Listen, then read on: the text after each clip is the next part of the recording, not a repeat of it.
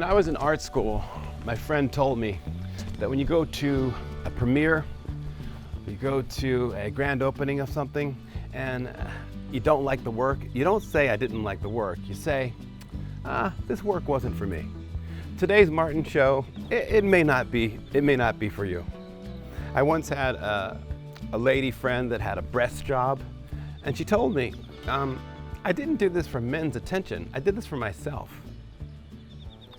Today's Martin show, I didn't make this show for any man's attention, I made this show for myself.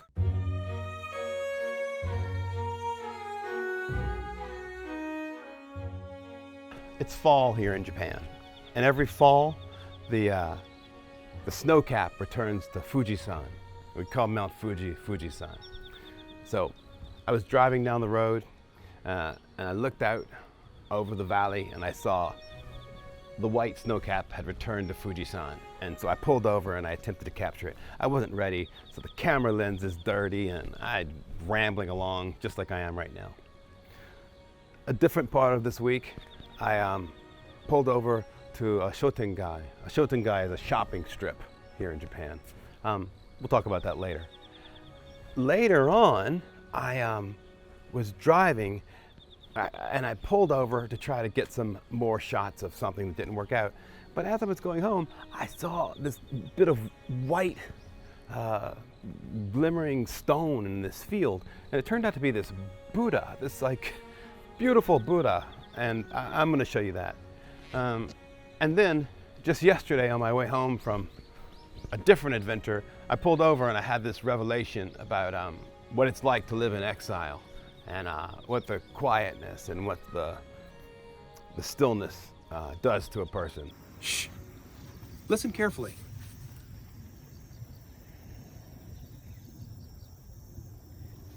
Everything just goes back to normal. It's the 90s again.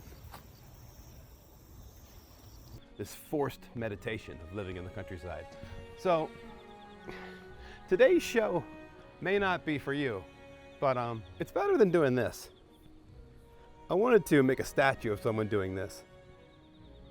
When the world ends, this is going to be the posture most people are in.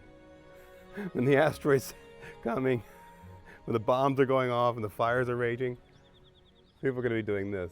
No one's going to look up, everyone's going to look down.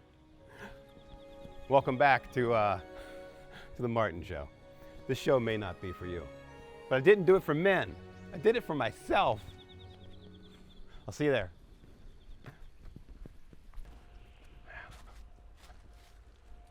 It's beautiful, isn't it?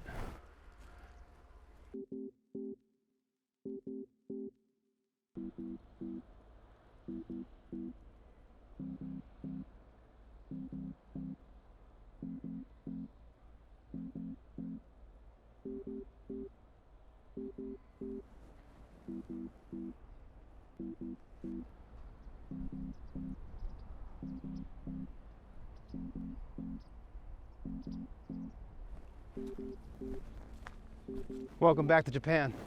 Isn't that something? Every fall around this time, the snow cap comes back to Fuji San, and it's just amazing. I mean, this is one of the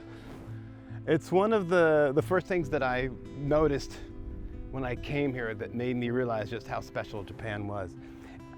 I know it's just a mountain, but there's something about this mountain, and sometimes it just feels like it's like singing to you or something.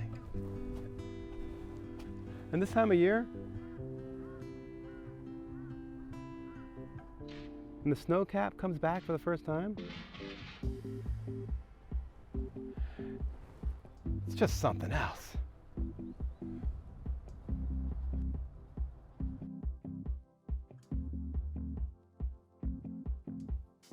You can never really take a picture of something like this.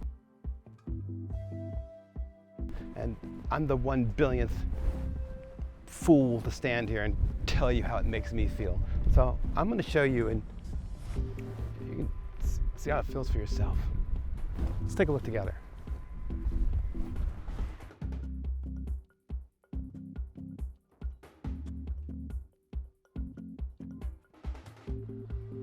But there's something about seeing her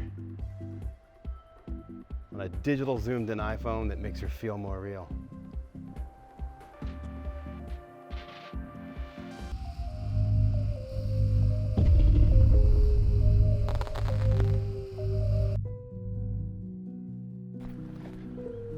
And it's not only that it's the snow cap and everything, this particular perspective is just kind of stunning.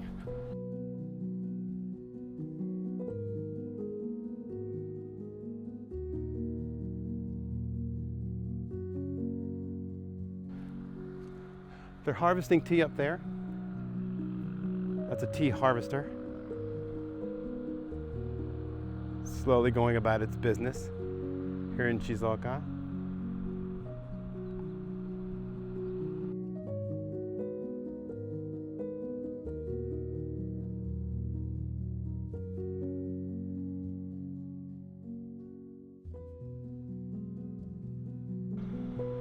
And this is the Oigawa River. And then just sitting over there, as beautiful as she wants to be, there she is. Look at her. I mean, I know there are obviously much better views of Fuji San available.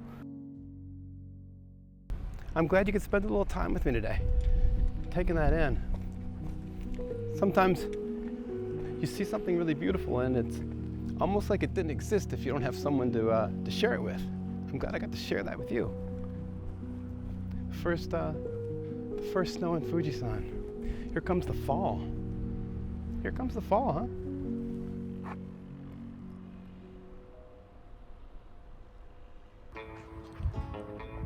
This is the Shotengai. This is the old shopping street, open air shopping mall here in Japan.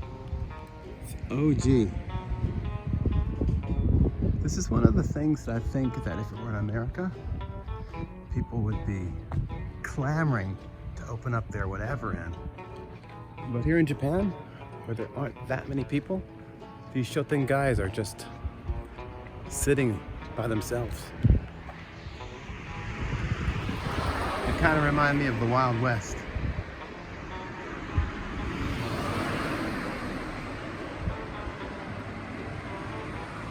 A different era, expired long before I got here.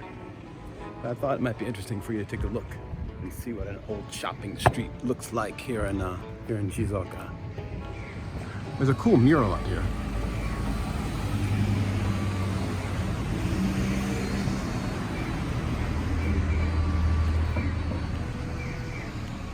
This is a post box.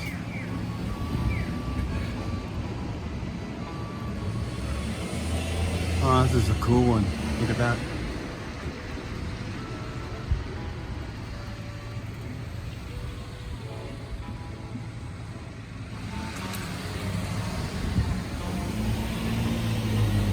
This mural is pretty groovy. It's an old toy store.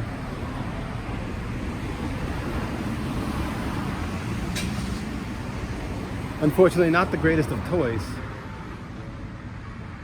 but very cool mural.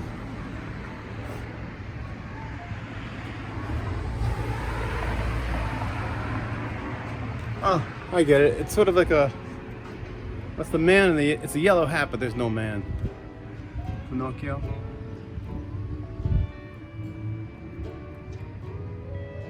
Man, if this were in the West, I mean, I'm sure there are places that are just like this in the West. I'm sure there are places that are just like this in the West, but there's just so much space with so few people in Japan. The empty Shotengai is just, I'm gonna say it with like the worst Japanese accent in the history of Japan, Japanese speaking. Shotengai. This Shotengai is just another thing that's empty. As a foreigner, seeing things like Suzuki, a building that's out of business,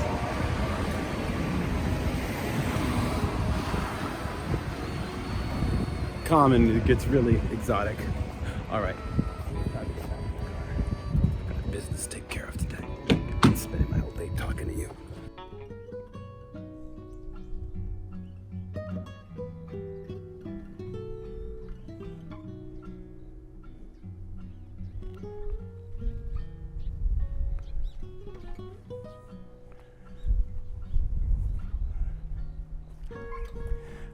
Good morning.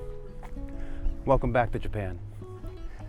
This morning, I was trying to take a picture of Fuji San. I've been trying to take a picture of Fuji San for almost 3 years now. Of course, I've taken a picture. I live in Shizuoka, the prefecture where Fuji San is, but I haven't taken a picture that I like. It's always the wrong light. It's often cloudy. Fuji San is often covered with clouds. Today I came to this tea field that's near Fuji San that has a view that is really spectacular. Yesterday I was here and it was amazing. I took a bunch of pictures and Fuji San got me again. The sensor was dirty, the light was off, I messed it up. It's really been years of me attempting to shoot Fuji San and then it just not working out. So I gave up.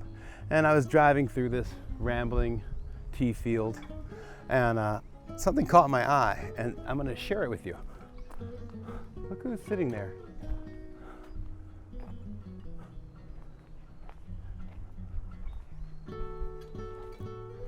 The sunlight glowing on him.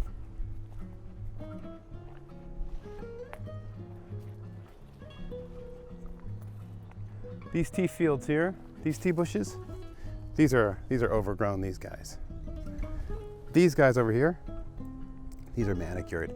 I was actually watching them cut these just yesterday, but in the glow of the morning sun, peacefully, look who's sitting there.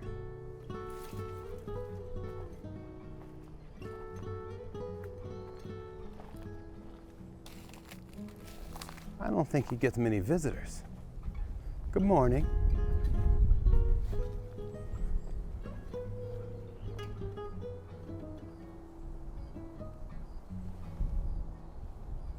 Good morning.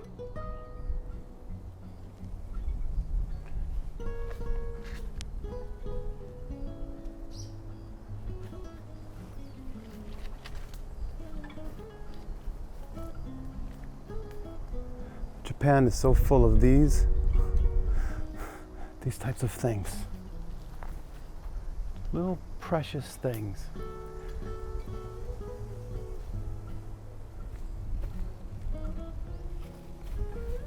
My Japanese studies have gone poorly, to be generous. One of the things about not knowing Japanese and definitely not understanding how to read this complicated kanji is that I can't understand what the sign next to the Buddha says. Or even if this is a Buddha, this could be some other deity. But there's a joy in that. It's just like it's always quiet here. I never hear anyone talking about nonsense because all I hear is like bag, charge, hungry, let's go, like kid Japanese. And just like sitting in this tea field and finding this Buddha, it's like I can just enjoy it for what it is.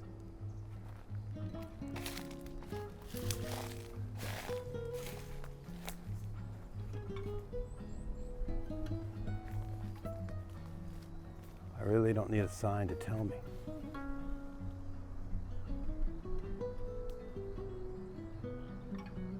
Anything the sign said is only going to make me understand less.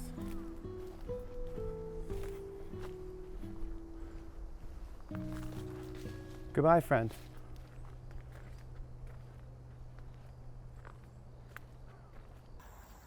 I live out here in the middle of nowhere, miles and miles and miles away from anyone that speaks English or any American culture, just in the farmland. Like, what you see is what you get. And what's happened to me is that I have become completely detached from American culture or global culture. Like, the world is on fire. Like, if I go to the internet and I open up a page, there's such chaos going on, and people are all talking about how everything's so expensive and everyone's losing their mind and it feels like end times. And then when I close the internet again, that whole world just vanishes. So I'm living in this really surreal existence. It's like America and the West has become this, it's kind of this fantasy land. And the fantasy land of Japan has become reality. It's like I've jumped through the looking glass. Like, these are It's a field of wildflowers just growing here, and no one's going to pick them because they've just always grown here, and no one picks them because that's the way people roll in Japan. But if I get back in the car, listen to this. Listen, I'll step aside so you can hear.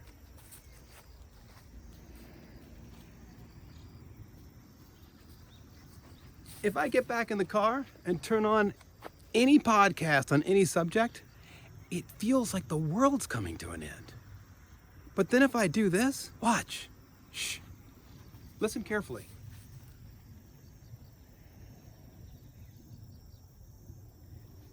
Everything just goes back to normal. It's the 90s again. Just something I thought that I would share. I have no one to tell but you, so I thought I would just go ahead and tell you directly. It's just a strange thing. Doesn't feel like the world's ending where I am. There's no, it's just another day here in the Japanese countryside. But when I open up any piece of anything, because it's inundated all of the things, like comedy, sports, everything is like, it's the end. And it's the strangest of feelings not being connected to the end and being in this alternate reality. Take care of yourself. I'll leave you with this for a second. Bye.